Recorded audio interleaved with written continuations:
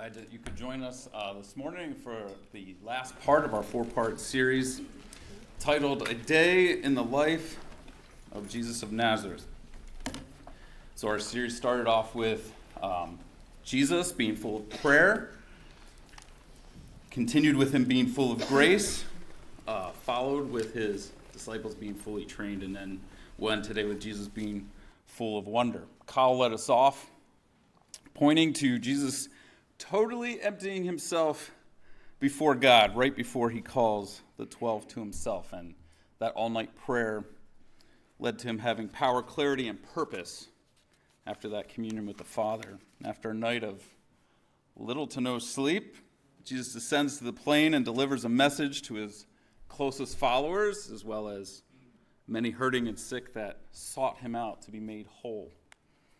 Alan Messerall talked us through Jesus' challenge to those listeners to view both their sufferings and the blessings that they had in light of faith and life with God. And last week, Jeff Fulford helpfully broke down the parables that Jesus further instructed his followers with, leading them to evaluate themselves on their motives, training them to lead as he had and would.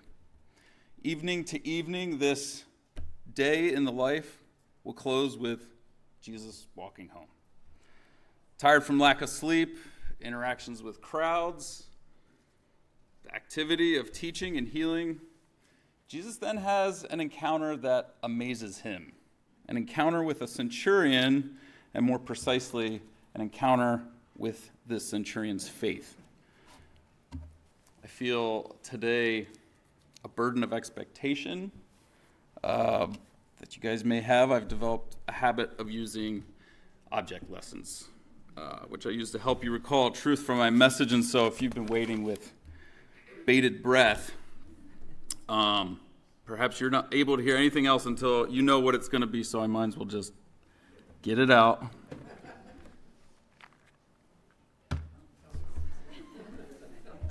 Tums. If you watched old-fashioned television like I did in the 90s,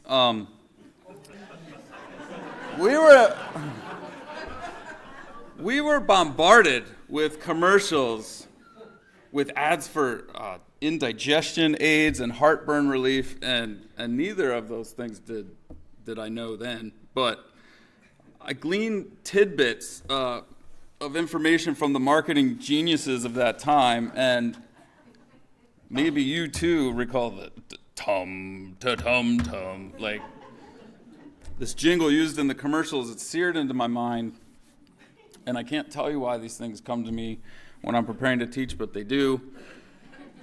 I have a very specific memory of a series of Tums commercials that had several things in common. They all took place in diners, and speaking to the camera was always either a waiter or a cook or somebody that worked in said diner, and all of them shared this sincere insider information that apparently only diner employees were privy to, and they'd say things like, if you get heartburn from eating the horrible food that we serve you, you need to know about the best relief out there. Tums work fast, and they provide more relief than those offerings from the clowns over at Mylanta or Alka-Seltzer. Other products contain aluminum or magnesium. They'd say this in disgust, as if these ingredients were swept off of the floors of a smelting plant. And then, almost as an afterthought, they'd say, and Tums gives you calcium. That's something my body needs anyway. And that's the little add-on part that, I remember from all those years ago. And I'll share the tie-in with you a little later in the sermon. But please read with me as we look at part of our passage for this morning in Luke 7. We'll start with verses 6 through 9. When he was not far from the house, the centurion sent friends saying to him, Lord, do not trouble yourself, for I'm not worthy to have you to come under my roof. Therefore I did not presume to come to you, but say the word, let my servant be healed. For I too am a man set under authority, with soldiers under me. And I say to one, go, and he goes, and to another, come, and he comes, and to my servant, do this, and he does it. And when Jesus heard these things, he marveled at him. And turning to the crowd that followed him, he said, I tell you, not even in Israel have I found such faith. There was a book that was published in 2003 called Moneyball, The Art of Winning an Unfair Game. And the author highlighted the way in which a small market professional baseball team had found great success on the playing field while spending much less money than the big market teams they played against. The main person featured in the book was Billy Beane, the general manager of the Oakland Athletics. This was famously played by Brad Pitt in the 2011 film. Here, Brad Pitt has a mustache. Brad Pitt is considered by many to be one of the most handsome men in America. In the story of Moneyball, you follow the process by which the Oakland A's were able to field a playoff contending team for the same price that a team like the Yankees might spend on just one or two players. So using different metrics like on-base percentage, instead of just pure athleticism or looking only at hits and RBIs, they found hidden value in cast-off players. So unfortunately for the real Billy Beane, once the book came out, all the other teams knew about it. They knew how to have better teams for less money. And immediately you had teams like Boston who started looking for that hidden value, but also had big market money so that they could get the easiest to find hidden value players. And under the leadership of their general manager, Theo Epstein, the Red Sox captured several World Series in the early 2000s, you guys probably remember. He was then lured to the Chicago Cubs to hopefully end their title drought of over 100 years. And people wondered, now that the cat's out of the bag, did he have any other ways to give a club an edge while seeking a championship? This is a picture of Theo Epstein in Candid. He was hiding amongst the fans. They found him anyway. One of the most successful general managers in professional sports. He did have another idea. This was his other idea. Instead of just spending more money, and in addition to finding hidden value, he was going to use chemistry, team chemistry, to create a winning club. And in another book that's only interesting to probably 5 of us in this room, it was detailed how in the years leading up to their 2016 World Series championship, the Cubs organization heavily leaned on this metric of character as they drafted the guys that they would build this team around. And this story will tie in directly here because this gets to the heart of this understanding of the centurion in our passage. The Cubs drafted 3 core players, not just guys that could get on base or who were solid baseball players, but guys with a track record of being team-centered, encouraging friends, easy to teach, and this is what I found really interesting. They went back and they talked to these guys, high school coaches, their families, ex-girlfriends, players they played with, players they played against in high school. And as Jeff reminded last week, and this is Jeff, you guys weren't here. As Jeff reminded us, context is important. Our story takes place in a region under the rule of Herod, but under the authority of Rome. And the power of the Roman Empire was built largely on the capability of its military. And the heart of its military was its centurions. These were the leaders that were over groups of 100 soldiers. Listen to this. Historian Polybius recorded the qualifications that they looked for in centurions. He said, they must not be so much seekers after danger as men who can command. Steady in action and reliable, they ought not to be over-anxious to rush into the fight. But when hard-pressed, they must be ready to hold their ground and die at their post. Men of fortitude and integrity were clearly required. And of the several centurions mentioned in the New Testament, they are all highlighted in one way or another positively. What is it about this centurion's message sent to Jesus through friends that caused Jesus to marvel? Why does he stand out as unique? As we have processed a day with Jesus, we've seen not just what he's done, but who he's interacted with, who he's called, who he's loved, who he's challenged. But now we get to see an instance of how Jesus felt. Jesus is impressed by a man, and immediately following an afternoon in which he taught his followers about active faith, Jesus commends this centurion for his. I wish that I had a photo of a childhood memory I have in which, for Halloween, my brother dressed up like a Roman centurion. Oh wait, I do have that photo.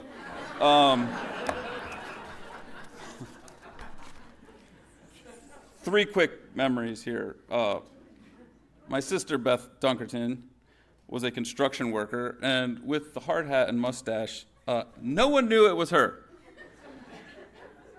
I was a secret agent, but everyone thought I was Dick Tracy. But come on, Dick Tracy does not wear sunglasses. But most memorably, several ladies, seeing Matt in a skirt, remarked that they wished they had legs as nice as his. That is a true story. He was only 13. This is a better picture of what a centurion looked like in the first century. One of the most reliable and capable soldiers recorded in the history books were the centurions. At first glance, the centurion does not seem to be so extraordinary. But in Luke's account, he doesn't even see Jesus face to face. So we kind of have this interaction through friends. In Matthew's account, he does interact with Jesus a little bit at the end, but Luke draws out in detail what it is that impresses Jesus so much. So let's look at the beginning of Luke 7, starting in verse 1. After he had finished all his sayings in the hearing of the people, he entered Capernaum. Now, a centurion had a servant who was sick and at the point of death, who was highly valued by him. When the centurion heard about Jesus, he sent to him elders of the Jews, asking him to come and heal his servant. And when they came to Jesus, they pleaded with him earnestly, saying, "He is worthy to have you to do this for him, for he loves our nation, and he is the one who built us our synagogue." And Jesus went with them. Four aspects of the centurion's exemplary faith stand out in this narrative. His great love, his great generosity, his great humility, and his great trust. Great love, great generosity, great humility, great trust. We're going to look at great love first. As I laid out earlier, some things that we know about, they would have been true of any centurion. They had great responsibility. They needed great judgment. We can safely assume, like most centurions, he was a career soldier. He would have risen through the ranks by proving to be a strong, responsible, and reliable man.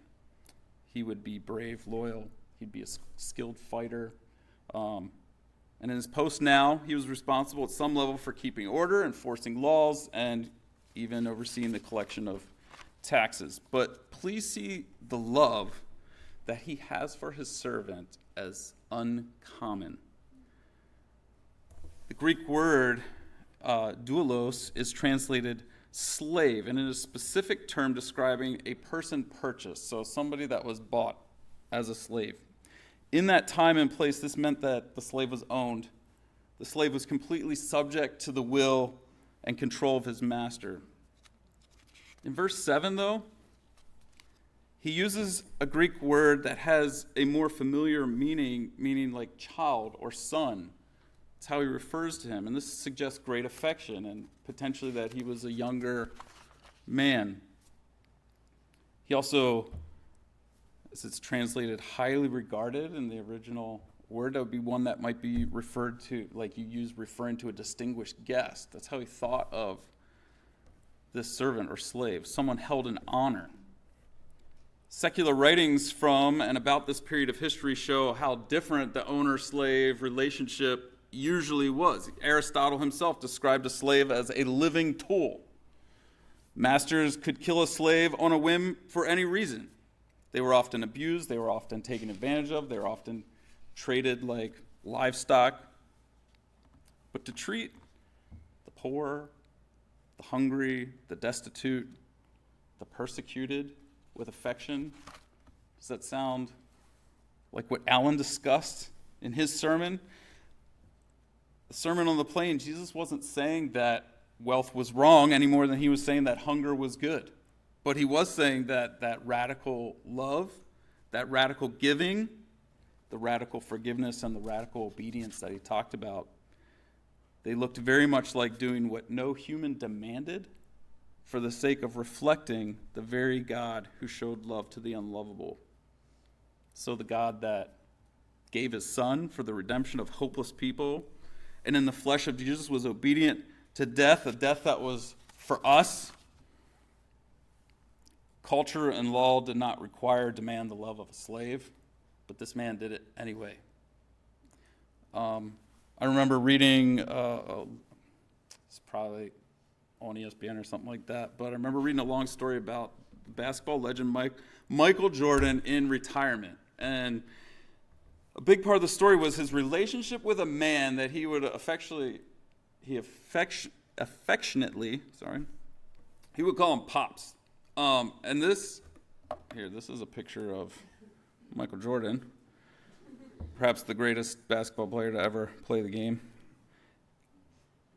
The man that the story talked about was the guy who drove Michael Jordan from the airport to the Bulls facility when he first came to Chicago, when he started playing for the Bulls. And they had such a easy and genuine friendship during that car ride that as Michael Jordan acquired great wealth due to his fame, he kept this driver on as like his personal employee, an assistant of sorts.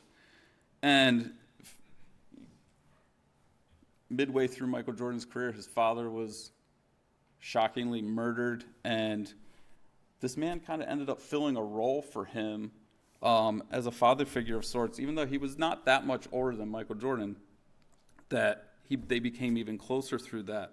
And then in retirement, with the comparative loneliness of being out of the limelight and not really required to do anything anymore, the story relayed that perhaps Michael Jordan's closest friend had been this man that was his driver, became his closest friend.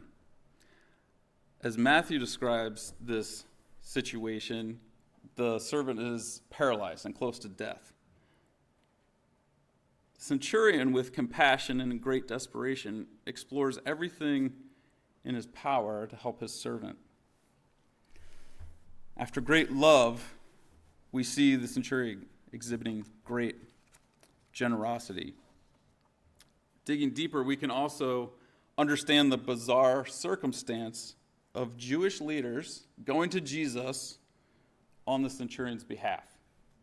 Rome forcefully occupied the Jews' land. They did not have affection for one another. He did not use his position to make them do this on his behalf. They weren't coerced. They themselves plead with Jesus. He is worthy for you to grant this to him. He loves our nation. What kind of man has a love of slaves and a love for the inhabitants of a weaker and occupied people in a position that he was in?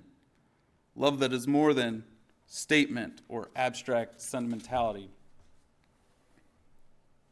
He used his great resources to fund the building of a Jewish synagogue, which was a place whose primary function was to teach the word of God. The centurion seems to be a person who truly fears God, has a love for the truth. And I think we should see this man less as someone of impeccable character who happened to find Jesus, and more as a man who made the connection between the God that he had already decided to follow wholeheartedly and this teacher, Jesus, who was able to heal with the power of God.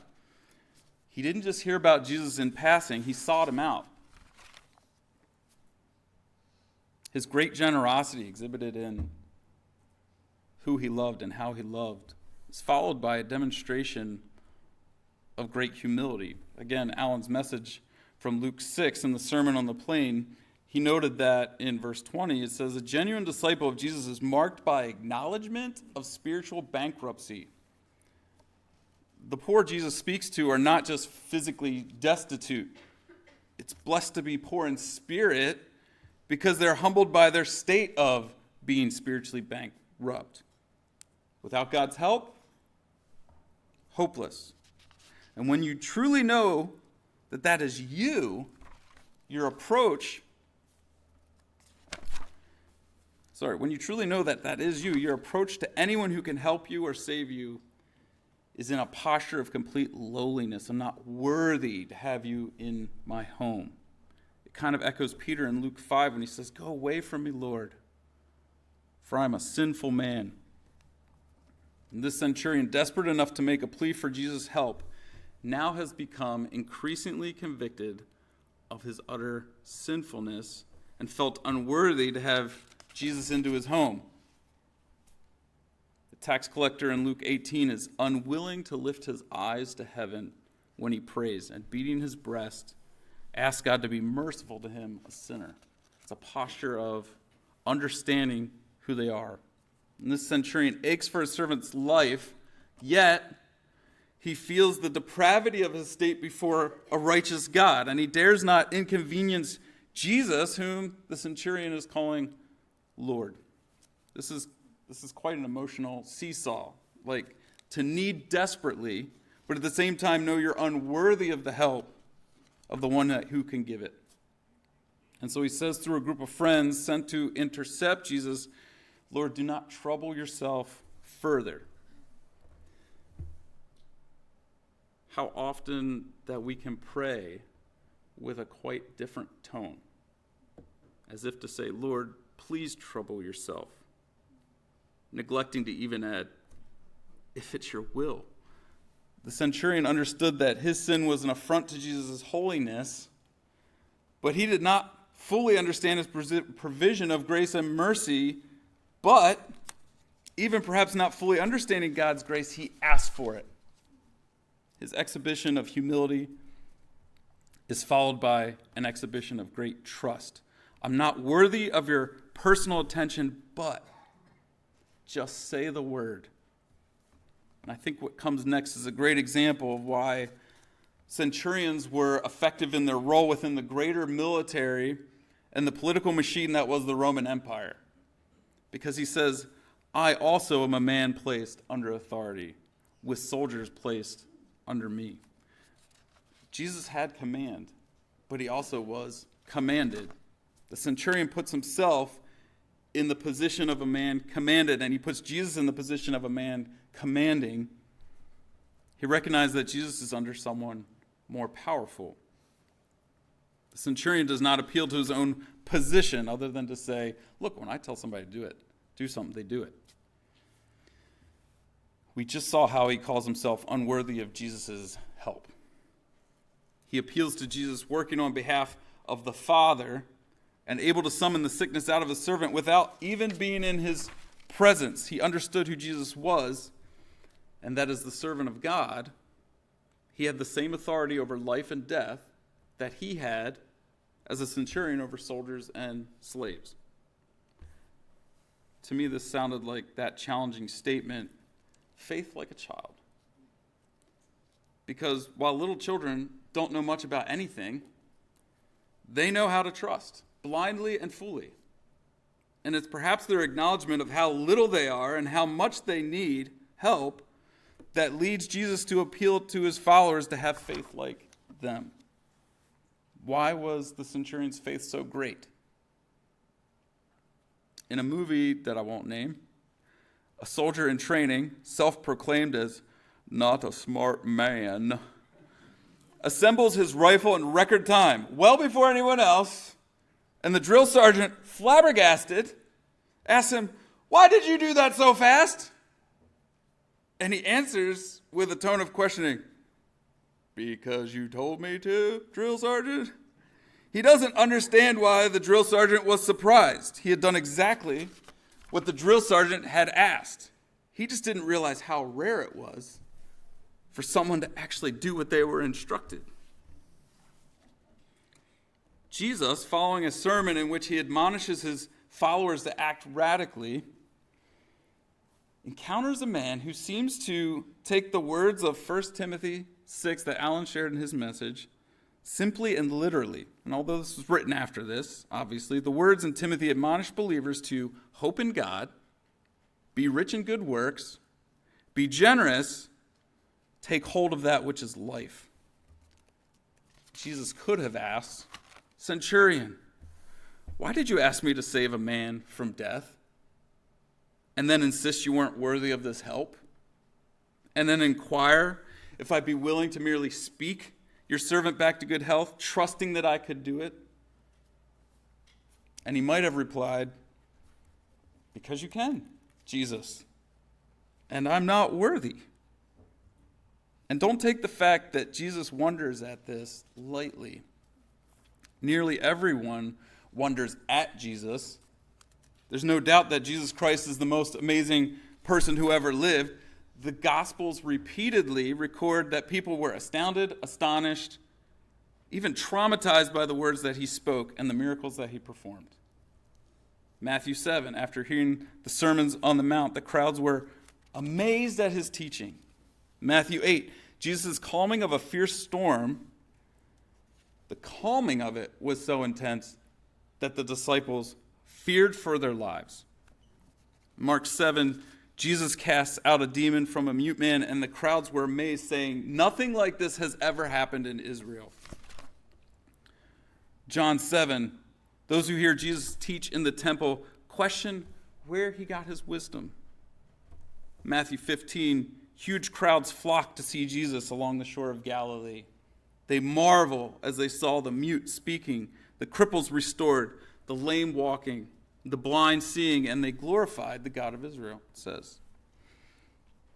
Jesus' disciples, after hearing how hard it is for a rich man to enter heaven, are astonished that anyone might be saved. They marvel that Jesus can curse a fig tree and cause it to wither all at once. Religious leaders that try to trap Jesus with impossible questions are stunned by his answers. Jesus' followers were understandably amazed when they saw the resurrected Christ. But while Jesus frequently amazed people, there are only 2 times in which Jesus expresses amazement.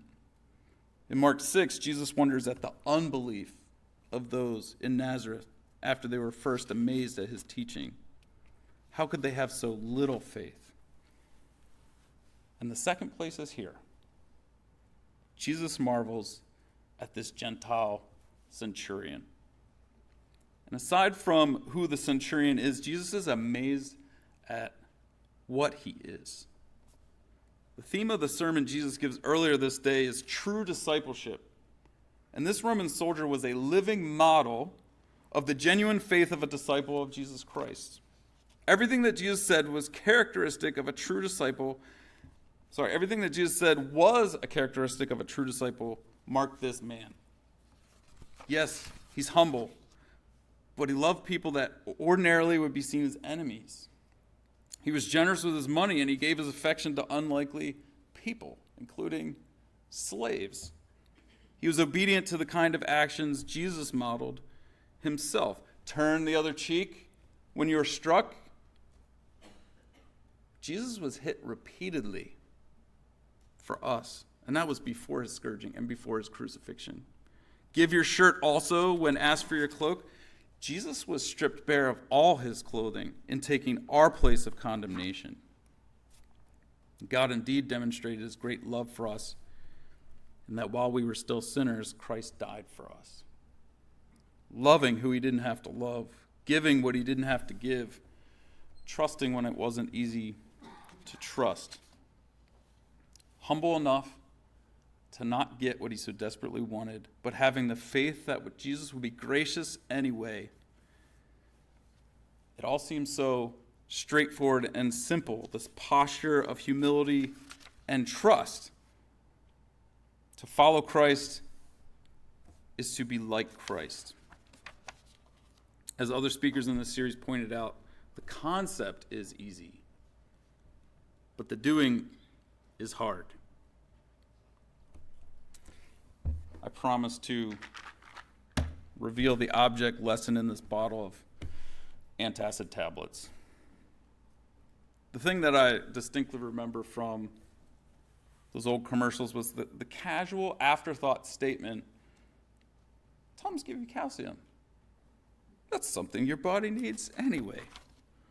Like, despite being this product that quickly relieves the symptoms of overindulgence, it also randomly has this kicker, which is contains calcium. Now, I'm not a chemist, but that struck me as odd. Like, when did the makers of Tums realize that there was calcium in there? Well, if you look at the back of the bottle, the active ingredient, the main ingredient, is calcium bicarbonate, which is a natural element which neutralizes acid. So Tums are basically just a bottle of compressed limestone powder. They're nearly 50% pure calcium by default. And I know it's a marketing ploy, but it just kind of feels like they're saying, like, hey, what do you know? There's calcium in here. When in reality, it's like, of course there's calcium in here. This whole day, as Jesus teaches and models, and as he recognizes and admonishes faith, he's telling them that to be in his upside-down kingdom, they need to hunger for righteousness. It isn't an accidental side effect. It's the main ingredient, and it comes through Christ, through faith. Jesus is fully God, and yet fully man. And I think we get to see his humanity here, because I think we get to see his genuine surprise that somebody has gotten the point of everything that he has been modeling and teaching. And don't ignore the details, because it says that Jesus turns to the crowd and he pauses and he starts by saying, I say to you. Like, it's declarative. He's saying, this is important. And then he says, not even in Israel have I found such great faith. Jesus is affirming the centurion's great faith, but at the same time, he's stating the sad reality that not even in Israel could the Messiah find that kind of faith. As the Apostle Paul would later write in Romans 10, for I testify about them that they have a zeal for God, but not in accordance with knowledge. For not knowing about God's righteousness and seeking to establish their own, they did not subject themselves to the righteousness of God. That a Gentile set the example for genuine faith was a rebuke of the many Jewish people who had missed the truth in spite of all their privileges. On several occasions, Jesus' closest disciples, he says to them, oh, you of little faith. But as those before me reminded, we just looked at one day. And he's going to be with them for several years, fully preparing them for the task ahead. What did they take from hearing this statement from Jesus? The end of the passage today is almost anticlimactic. It says, when those who had been sent returned to their house, they found the servant in good health. The Lord had honored the unusual faith of the man by granting his request. And as this day closes, his followers then and his followers now are left with these questions.